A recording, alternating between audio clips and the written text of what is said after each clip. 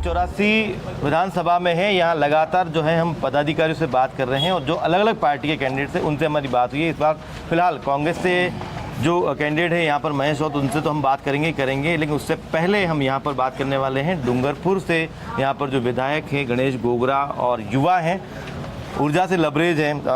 आखिर कैसे डूंगरपुर की सीट बचा पाई इन सब समीकरणों के बीच में, क्योंकि जैसे आप देखें कि जो दूसरी सीटें 84 की वहाँ जो है खो चुके हैं, उसके अलावा सलुम्बर जो है वो भी खो चुके हैं। देखो, मेरे क्षेत्र की जनता ने मुझे जिताया है, उनका आभार। क्योंकि ऐसी परिस्थिति में भी मेरे बूथ लेवल पे कार्यकर्ता जो थे उनकी बदौलत से मैं आज दूसरी बार विधायक बना हूँ। और कांग्रेस की सरकार की योजना मेरे विधानसभा क्षेत्र में 3 साल में काफ़ी काम कराया। बोले पंचायत समिति हो, बोले कॉलेज हो, बोले एनीकट हो, बोले सड़क हो, पुलिये हो, मतलब कोई काम में कमी नहीं रखी। 2 साल कोरोना था, 3 साल में ही काम किया। तो मेरी जनता ने, डूंगरपुर क्षेत्र की जनता ने मुझे आशीर्वाद दिया, तो मैं उनका आभार प्रकट करना चाहता हूँ। पिछले चुनाव के अंदर में अलायंस हुआ था यहाँ पर, जिसे किसी लोकसभा चुनाव के राजकुमार राउत ने समर्थन लिया था, समर्थन मिला भी था। इस बार समर्थन जो है नहीं है कहीं पर भी आपस में, बल्कि इस तरह का बयान आया है कि अब जो है कांग्रेस की जमानत जब्त कर दी जाएगी। गठबंधन होता है तो एक दूसरे की सहमति होती है किसी चीज़ पर। आप मुझे क्या दे रहे हैं और मैं आपको क्या दे रहा हूँ जी, वो तो समझ में आता है कि गठबंधन क्या है। लेकिन आप चाहते हो कि सब कुछ हमको ही दे दो, सब कुछ हमको ही चाहिए, दूसरों को नहीं चाहिए।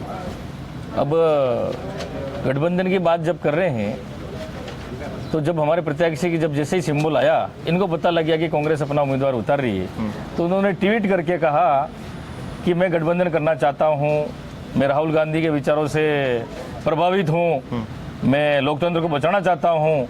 यूं करके इन्होंने गठबंधन किया और फिर दूसरे ही दिन जीतते ही पलट गए कि हम तो स्वतंत्र जीते हैं। ये कथनी और करने में अंतर है। मतलब वो कभी इनकी विचारधारा है ही नहीं, वो तो कभी पलट सकते हैं, वो पलट सकते हैं। वो बीजेपी की विचारधारा के, आरएसएस की विचारधारा के, वो एबीवीपी से थे। अरे उनको छात्र संघ अध्यक्ष मैंने बनवाया था, एनएसयूआई में थे। अब जिस पार्टी ने तुम्हें पहचान दी, एनएसयूआई से तुम छात्र संघ अध्यक्ष बने, उसी पार्टी को तुम गालियां दे रहे हो। हमने बनाया उसको छात्र संघ अध्यक्ष, वहां से उसकी पहचान हुई है। और अगर गठबंधन नहीं होता, राजकुमार राउत जी ये सांसद बन ही नहीं पाते, हम किसी कीमत पर नहीं बन पाते। युवा जो है, अगर हम देखें तो जो बा पार्टी है उनकी तरफ से यहाँ पर प्रत्याशी है, तो वहीं जो है बीजेपी से जो प्रत्याशी हैं वो कहीं ना कहीं अनुभव के साथ में यहाँ पर जो है कारीलाल इनोवा वो सामने, महेश किस तरीके से स्टैंड कर पाएंगे उनके सामने? आप लोगों को कितना सपोर्ट? देखो, कोई भी सामने हो, यहाँ की 84 की जनता जान चुकी है। न तो भारतीय जनता पार्टी ने विकास किया है और कुछ समय से ये हमारे समाज की जो पार्टी आई है उसने भी कोई विकास नहीं किया है। भारतीय जनता पार्टी खाली हिंदू मुस्लिम धर्म के नाम पर राजनीति करती है, कोई विकास नहीं किया। और उसके बाद हमारे समाज की पार्टी आई, उसने भी कोई विकास नहीं किया। जो युवाओं को सपने दिखाए थे बड़े बड़े, कुछ नहीं किया। जैसे मोदी जी ने कहा था 15 लाख सबके खाते में डालेंगे, हमारे तो आज तक आए नहीं है। तुम्हारे उधर आए हो तो पता नहीं मुझे। 2 करोड़ नौकरियां देंगे, वो भी नहीं दिए। जो हमारे कांग्रेस की सरकार की जो योजना थी, 25 लाख तक का चिरंजीवी मुफ्त बीमा योजना, वो बंद कर दी। दुर्घटना बीमा योजना वो बंद कर दी। जितनी कांग्रेस की जन कल्याणकारी योजना थी, कांग्रेस बीजेपी ने बंद कर दी। तो इसलिए जनता जानती है भाई हमारे तो कांग्रेस ही ठीक है।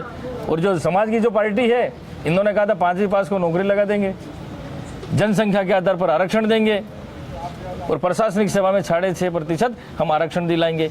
ऐसे ऐसे इनके कई मुद्दे थे। और 1167 इन्होंने गहलोत साहब के खिलाफ गीत गाया था, गहलोत जी को यहाँ आना पड़ेगा यूं करके गीत गाया था।